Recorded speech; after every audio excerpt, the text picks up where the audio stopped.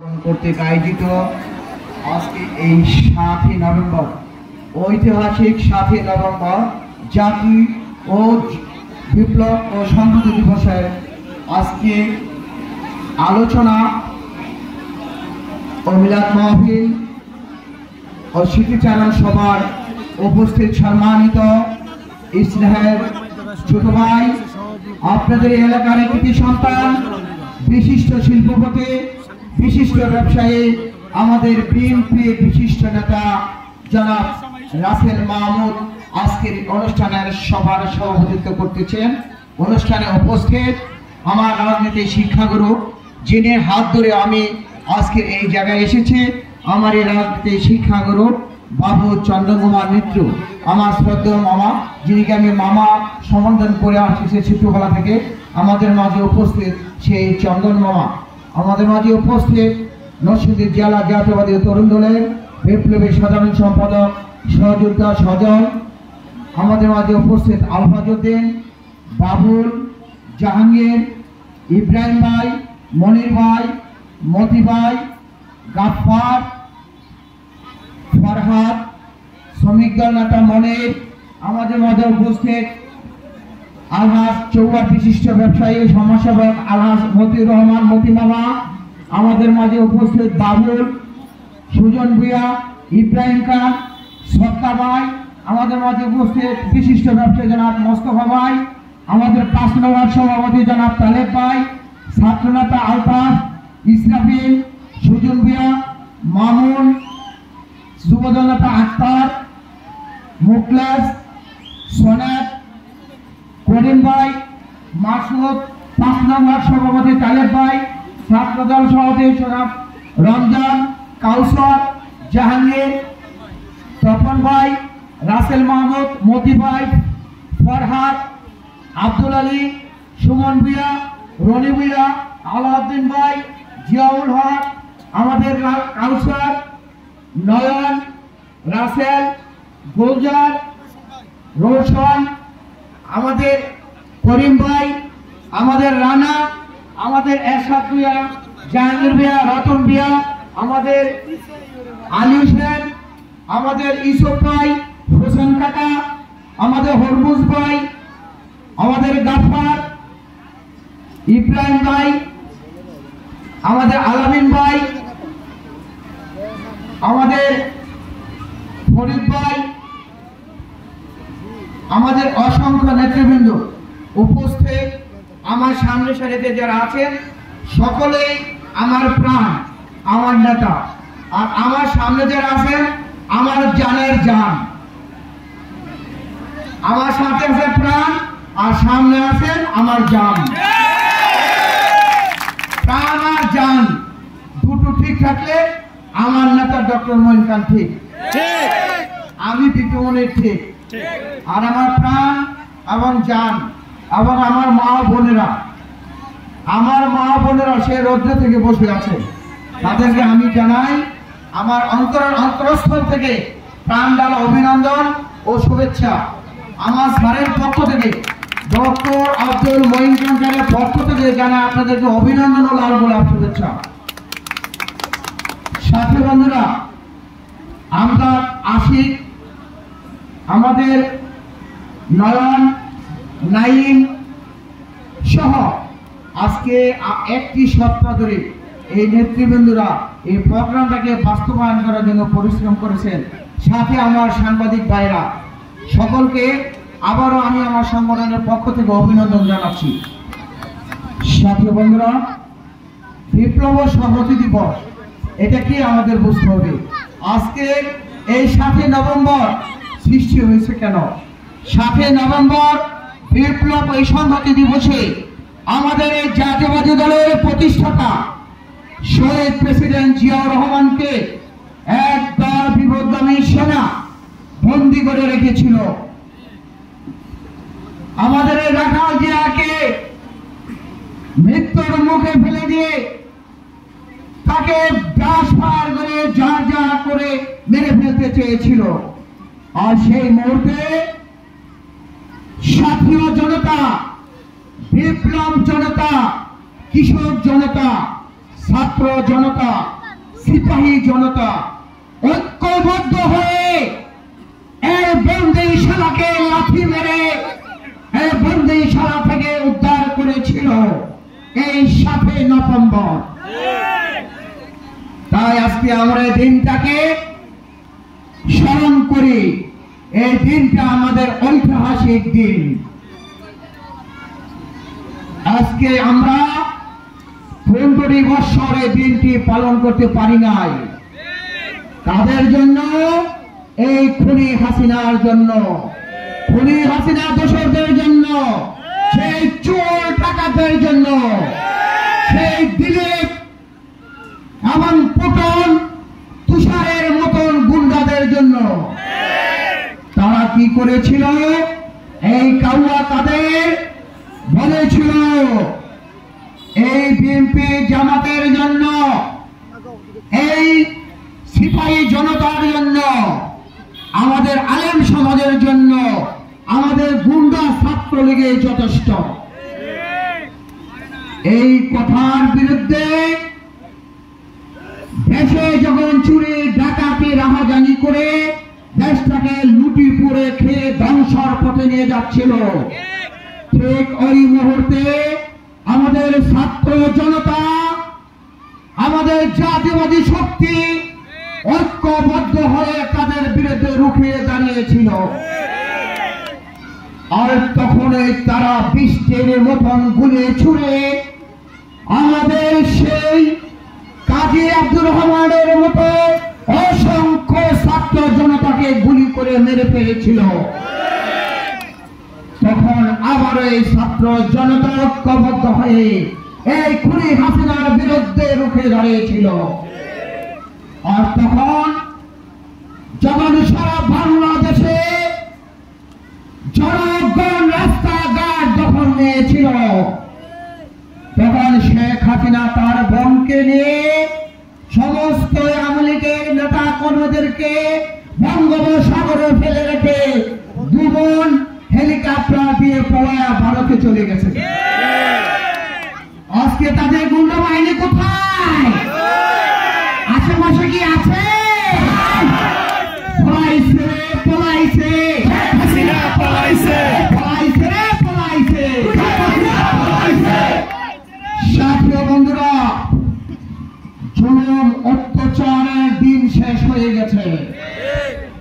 নরমদ ভারত অনেক অত্যাচার করেছিল, তাদের পতন হয়েছে। এরশাদের পতন হয়েছে, এই খুনি হাসিনার পতন হয়েছে। সমস্যা হয়েছে কোথায়? আমাদের এই বাংলাদেশটাকে ছিন্ন বিচ্ছিন্ন করে দিয়েছে। আজকে এটাকে সংস্কার করতে হবে। এই বাংলাদেশটাকে আমাদের রাখা দিয়া স্বপ্ন ছিল একটি সোনার বাংলাদেশ গড়ে তুলবে। আজকে সেই সোনার বাংলাদেশকে আবার পুনরায় সোনার বাংলাদেশ, এই রাখা জিয়ার বাংলাদেশ, এই মোমেন খানের বাংলাদেশ, ডক্টর মঈন খানের বাংলাদেশ আমাদের আবার গড়তে হবে। আমাদের আবার গ্রামগঞ্জ থেকে সেই ঢাকা শহর পর্যন্ত আবার আমাদের জেলে সাজাতে হবে।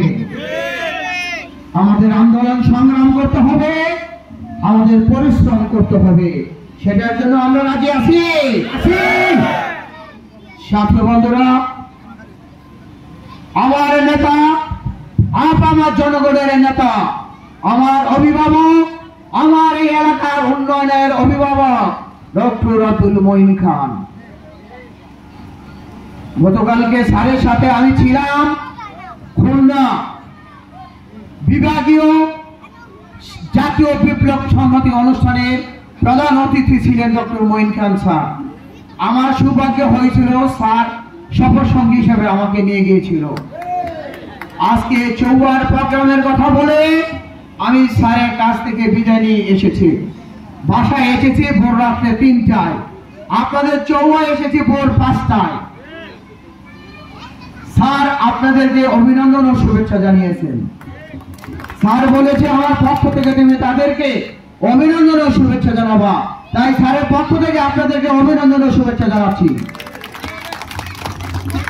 ছাত্র বন্ধুরা, আজকে সংস্কার করতে হলে, এই দেশটাকে সোনার বাংলাদেশ গড়তে হলে, এই নরসিংদীকে উন্নয়ন করতে হলে, এই নরসিংদীর পলাশকে ঢেলে সাজাতে হলে, এই নরসিংদীর পলাশের একটি নাম, ফুলের নাম।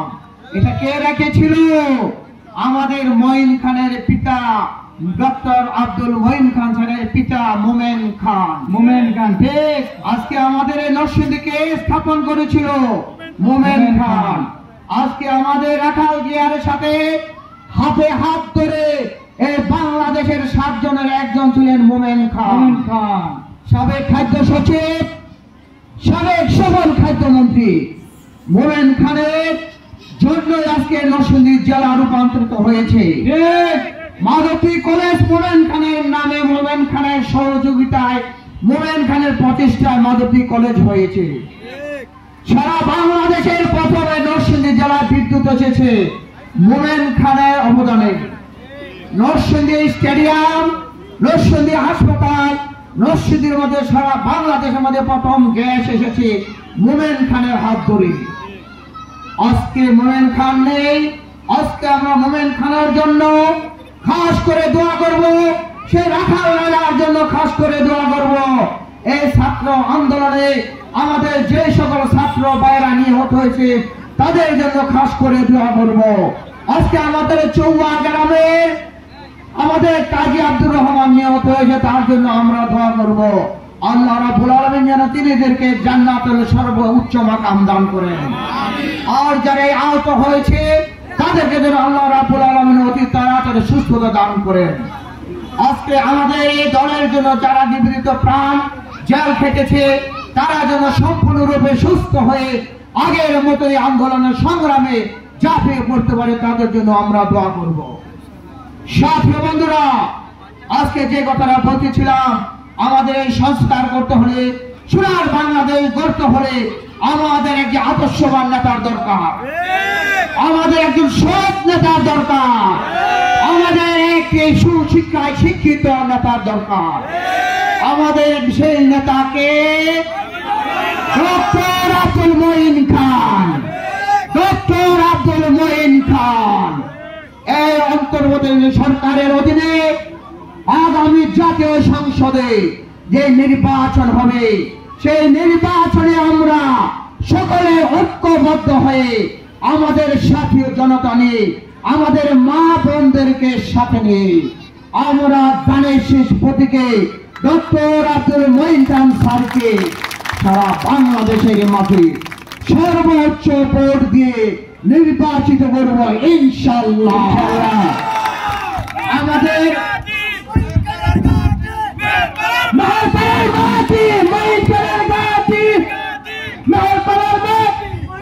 আমাদের এই চৌয়া এলাকা অনেক অসমাপ্ত রাস্তা আছে, আমাদের মসজিদ মাদ্রাসার অসমাপ্ত অনেক কাজ আছে। আমাদের মেলপাড়া ইউনিয়নের 15 বছর আগে ডক্টর মঈন খান স্যার যেভাবে রেখে গিয়েছিলেন, আমি দেখছি আনাচে গানাচে ঠিক সেভাবেই আছে। তাদের উন্নয়নের কোনো সোয়াল লাগে নাই, লেগেছে এক জায়গায়। মেগা প্রজেক্ট করেছে, মেগা চুরি করেছে, সার চুরি করেছে, আপনাদের এই কৃষকের সার চুরি করে। আজকের পটন চোর কোথায়? পটন চোর জেলে, আর দিলীপ চোর কোথায়? পলাতক, নিখোঁজ, বোরকা পরে তারা পলাইছে। আজকে তারা একটা কাজে শ্রেষ্ঠ হয়েছে, সেটা কি?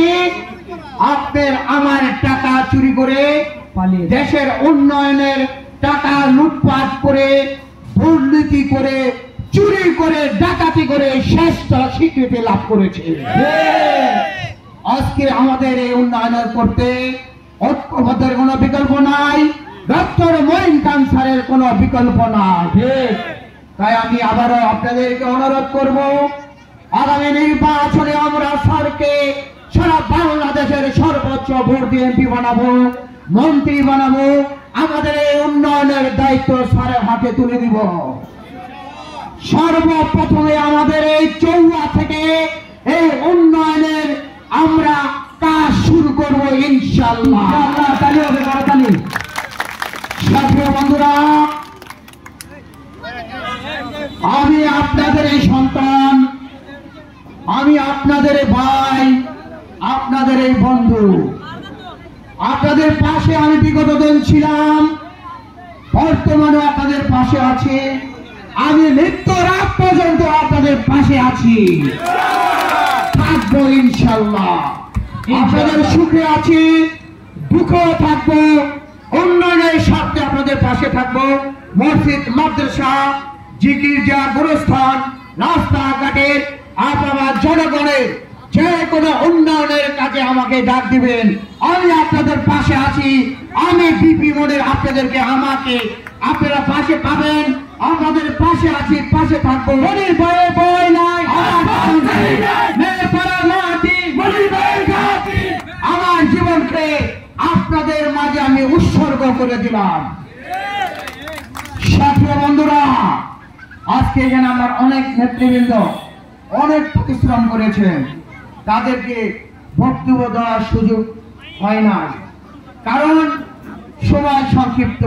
মাগরিবের আজানে আমরা সভা শেষ করব। আজকে এখানে অক্লান্ত পরিশ্রম করে আমাদের নেতৃবৃন্দরা এই প্রোগ্রামটাকে সুন্দর করে সার্থক করে আজকে যেভাবে একটা প্রোগ্রাম উপহার দিয়েছেন, সেজন্য সকলের আমরা পক্ষ থেকে তাদেরকে একটু করতালির মাধ্যমে স্বাগত জানাই।